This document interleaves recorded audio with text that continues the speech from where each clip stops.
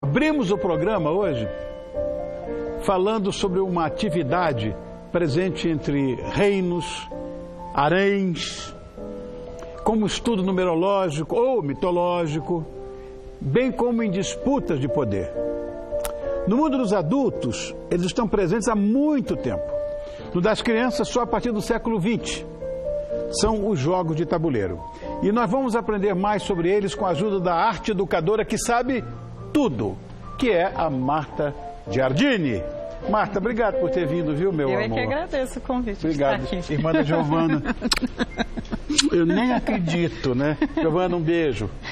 Bom, olha como armaram isso. É tudo isso e coisas que eu nunca ouvi falar. Como é que se classificam, Marta, os jogos de tabuleiro? Então, Rony, os jogos de tabuleiro andam tendo um crescimento grande agora na nossa época, né? Então, existem vários tipos de classificação. Mas como a gente vai falar dos jogos antigos, eu acho que a gente pode se basear em 6 básicos, né? Para a gente conseguir entender. E vocês vão reconhecer muitos nessa classificação. Por exemplo, a gente tem os jogos de captura, que nem o jogo da dama, né? Então, assim, a famosa dama que a gente pula e come a peça do adversário, né? Então, os jogos de captura. Então, nós temos uma família desses jogos. O xadrez se enquadra nisso? O xadrez, ele se enquadra tanto nessa parte de captura como um jogo de estratégia de guerra, né? Que seria uma outra classificação, que seria, então, os jogos que têm por exemplo, o Go, né, que é ali, né, que é um jogo de conquista de território, né, que é o famoso Go chinês, e o Go, hoje os japoneses dominam bastante esse jogo, né? Então já falamos de 2. Aí nós temos os jogos que a gente chama de conta e captura, que são, por exemplo, os jogos de semeadura, que são os jogos de Mancala, né? Então, Mancala também hoje é um jogo muito bem divulgado, né, no mundo todo, principalmente nas escolas, né? Ele, na verdade, é uma família de jogos, né? Mancala quer dizer cava grande. Então, assim, esse aqui é a Mancala do jogo. Então, a estratégia dele é você ir semeando e vai ter uma determinada situação que você colhe as suas sementes e guarda na sua Mancala.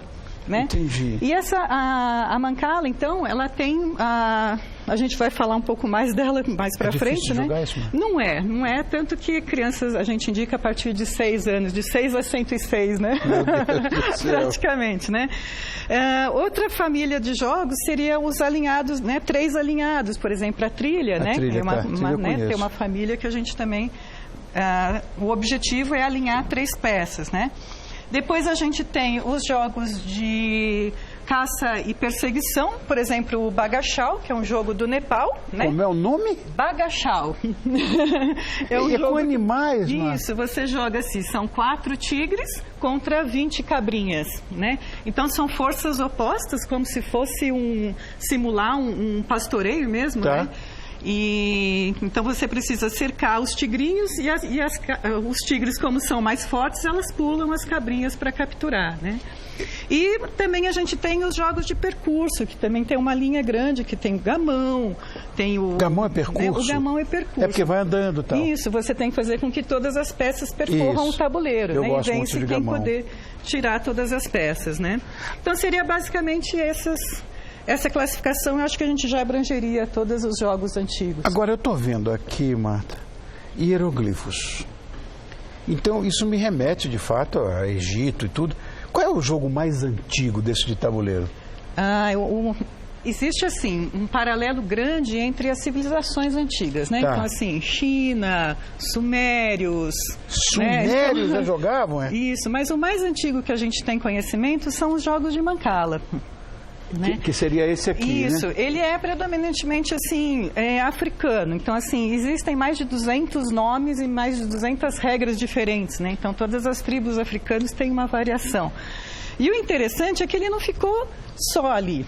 Ele, assim, você encontra jogo de Mancala na Sibéria, na Filipinas, né? Então, assim, a gente para se pensar, né? Assim, é um jogo muito simples, que se usava, assim, fazia cavando buraquinhos no chão, Olha, né? como estamos sendo mostrados Usava cocô de cabra, semente, tudo que tivesse disponível, né? Então, talvez por essa simplicidade, ele pode se dizer que ela se expandiu. E a gente pode fazer uma comparação também, né? Será que essas caravanas mercantis que existiam também não levou esse jogo para outras, para outras civilizações? Pode ser. E outras questões que também englobam. Existe um arquétipo coletivo onde existe uma ideia de jogo, mas essa ideia também partiu de vários pontos, né? De culturas diferentes, porque ele é muito amplo. Né? E até hoje, né? Hoje, se pegar os primeiros celulares, também tinha uma versão eletrônica do Mancala, né? Uau! Então a gente está falando de 5.000 anos de tradição, mas que até hoje ele ainda é muito bem visto e muito original na sua forma de jogar, né? Esse jogo tem mais de 5.000 anos, Marta? Como é o nome dele? O Senet. Né? O Senet é um jogo egípcio, né? Até pela característica dele. E é um jogo de percurso, né? Também. Então você tem as peças alinhadas, você tem que fazer aqui um zigue-zague e vence quem conseguir tirar todas as peças do tabuleiro, né? Quantas civilizações tinham esse jogo de percurso? Porque gamão é uma coisa que você me disse em off que é árabe. Isso. Né? Ela tem várias influências. Olha ali. Sumérias, né? Os jogos egípcios têm as pessoas têm uma certa devoção pela cultura egípcia, né? É claro. Então, assim, ele era muito bem representado, assim, arqueologicamente foi descobertos muitos exemplares de jogos, né? Então a questão da representação nas paredes, em papiros, né? E acreditava-se, né, existe um misticismo muito forte, que você teria que enfrentar o Deus Ra depois da morte. Então você era enterrado com o teu jogo de Senet para poder jogar, né? Então, inclusive, no Livro dos Mortos tem uma ilustração, né? Então, desse jogo, né? Isso aqui o que era? Isso aqui são os dados que jogavam na época. Dados? Isso, você, ao invés de ser o dadinho em forma cúbica, como a gente tem hoje, você lançava os dados, né? E você conta as partes retas pretas para cima, né? Então, aqui eu tirei 2, eu andaria 2 casas. Né? Entendi. E esse dado aqui a gente não sabe quando foi feito isso, né? Porque é da mesma época, o gamão, não? O gamão, ele também tem uma origem bem antiga, né? Por essa mistura de cultura, mas ele teve seu ponto auge na Idade Média. Tanto que ele foi denominado como o rei dos jogos e os jogos dos reis, né? Todo rei jogava gamão, né? E o gamão a gente pode ver esse misticismo muito bem colocado por uma lenda hindu, né? Então ele falava assim, por exemplo, o gamão, ele tem 24 casas, que são as 24 horas do dia. Né? Aí você tem, então, 12 casas de cada lado. Então, é verdade. 12 meses do ano, ou os 12 signos do zodíaco, por exemplo. Né? Que interessante. Você tem 15 peças de cada cor, que dão 30, então são 30 dias para se formar um mês. Né? Entendi, que o legal. dado, ele tem 2 dados, que seria o dia e a noite. Né? E a soma dos dados, não sei se todo mundo já reparou, mas os lados opostos de um dadinho, ele sempre soma 7. Que são os 7 dias da semana. Né? Então, mas é muito curioso isso. No jogo de tabuleiro. É tudo muito bem pensado, do outro, 7. Né? Vamos lá. Sempre dá 7. 4 de um lado, 3 do outro. 7. Você está vendo? Aqui, Pascoal, aqui, ó. 6 de um lado. Tá certo? Ó. Tá aqui, 3 de um lado, tá cá. 3 de um lado, aí você vira para o outro lado, onde deveria estar. 4, 7. Aqui tem 1. Aí você vira. Olha que nunca parei para pensar nisso. Muito. Isso aqui caiu. O que é esse jogo aqui? O Real de Ur. O Real de Ur também é um mais jogo de 5.000 anos. Meu Deus do céu. Você vê como assim, o ser humano ele sempre se desafiou, né? Tanto inventivamente como na parte de conhecimento, né? Então assim, ele sempre o jogo, né, essa questão de você ganhar e perder, de você levar a lembrança de uma vitória, te faz sempre você ajudar para uma próxima batalha, né? Então parece assim, se eu ganhar uma partida de jogo de tabuleiro, eu estou me preparando para algo um pouco mais avançado, né? Então assim, essa questão lúdica do jogo de tabuleiro é que me fascina muito, né? Mas é fascinante mesmo, pela aula que eu tive agora. Né? O tal do fanorona. Isso. Que eu nunca ouvi falar em fanorona. Conhece isso, Caçula? Fanorona? Não, primeira vez. Alguns chamam de fanorama também. Como é o nome? O correto é fanorona, mas alguns já falam fanorama também, né? O fanorama tem uma história bacana também, ele é um jogo de captura. E ele é muito original no sentido de que, assim, todos os jogos de captura que a gente conhece, você tem que pular a peça do adversário para capturar. Isso. E esse aqui não. Você pode se aproximar da peça, na linha que eu fiz o movimento, então eu capturaria essas duas peças, ou eu posso também me afastar. Nessa situação, se eu me afastar, eu também capturo. Né? E o fanorona, ele é da ilha de Madagascar. Aqui nós estamos falando de século XVII, XVIII, já é mais mocinho, né? É mais recente. Assim. Também teve uma origem do Alquerque, né? Que também é um jogo milenar. E o povo lá da ilha de Madagascar, ele era um povo amistoso. Então, assim, quando chegava um visitante, o monarca oferecia uma partida para jogar, os vizinhos, né?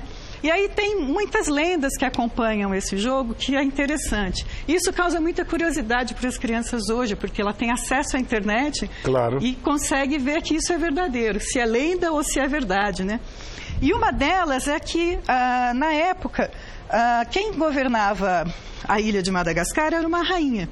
E a França, né? A Madagascar era sempre aliada à Inglaterra e a França foi invadir a ilha. E ela, então, fez todo um estudo de estratégia em cima do jogo e ela, meio que assim, pensando em combater essa invasão com essa estratégia do jogo.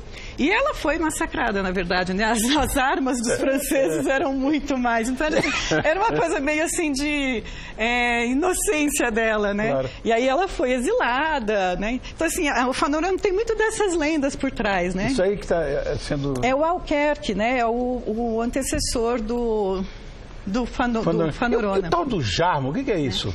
O jarmo é esse jogo aqui, né? Ele é muito parecido com a dama. Você consegue ser parte das linhas, né? Das extremidades do tabuleiro. Você tem que chegar do outro lado. Só que ao invés de você fazer dama, o seu soldado vira um arqueiro, né? Você vira a peça e ele se torna um arqueiro. E o jarmo, ele é de uma cultura dos mongols, né? E ele tem uma história muito interessante também, porque dizem que o neto do Gengis Khan, Batucan, né, que nós estamos falando daquela região ali da Mongólia, que fica norte da China, entre a China e a Rússia, né? Ele e um comandante ensinaram um polonês a jogar esse jogo. E esse polonês que foi responsável em divulgar esse jogo para todo, né? Principalmente a Europa Oriental, né?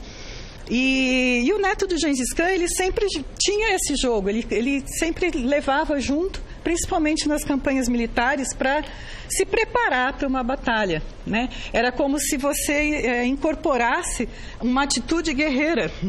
Né? Tô vendo aqui atrás o jogo, pau, né? Comendo solto ali. Então, imagina essa questão lúdica envolvida numa batalha, né? De guerra mesmo, né? E eu sei que o tal do Bagachai, né, que você fala? Isso, Bagachau. Bagachau, e tem um chamado, como é que é esse nome aqui? Nefatáfel. É um trava-língua, né? Muito prazer. São dois que eu sei que você gosta. O Nefatáfel é um jogo dos países nórdicos, né? Na época dos vikings. Aqui, isso, né? Então ele simula uma invasão viking mesmo, né? Então essas peças vermelhas estão em navios, o tabuleiro então é um mar, né? E o rei está protegido pelos seus soldados, né? Então você tem dois objetivos, você joga em duas pessoas, então são dois objetivos bem distintos.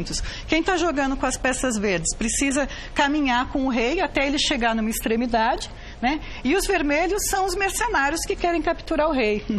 Como é que você aprende essas coisas? Você pesquisa muito, que isso aí é uma loucura. Quem está vendo o programa agora, com toda certeza, nunca ouviu falar da metade desses jogos aqui. Como é que você faz a pesquisar isso? Então, a ideia é a gente trazer essa cultura do brincar para uma geração nova, né? Então, a gente trabalha muito com essa pesquisa da internet, com grupos de jogos de tabuleiro, né? Hoje tem muitos, assim, que se encontram mensalmente, né? E você percebe, tem sim. Por exemplo, os Mancalas têm campeonatos internacionais patrocinados por, né, assim, tem situações assim que... O Go também, né? Existem profissionais que jogam Go, que jogam gamão, né?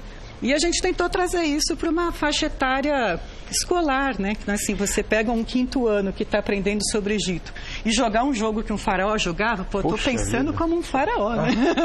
E olha, veja você, Marta, em plena época da tecnologia mais avançada de todos, com essas coisas que você pode buscar, internet, não sei o que, o jogo de tabuleiro sobrevive. Sobrevive, e muito bem, porque você tem as versões eletrônicas, né, que você pode, por exemplo, jogar contra o Tutankhamon. O Tutankhamon até te interage com você. Não acredito, né? É aqui. Mas quando você apresenta um jogo de tabuleiro, de madeira, bonitinho, as pessoas preferem jogar um tabuleiro, porque o computador não a coisa física é melhor. Se você estiver perdendo, você simplesmente deleta e vai brincar de outra coisa. E vai dormir. Aqui não, aqui a coisa é mais séria. Olha, é um encantamento essa pauta, adorei, viu? Adorei. Marta, muito obrigado. Você foi uma heroína, esperou bastante para estar com a gente hoje. Muito obrigado por ter vindo. Eu é que agradeço o convite.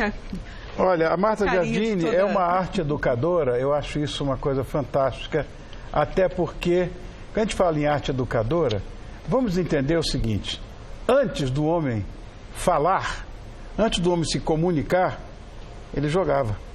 Ele usava tabuleiros. Não é? Obrigado, meu amor, por ter vindo. Eu que agradeço. Boa noite. Boa noite.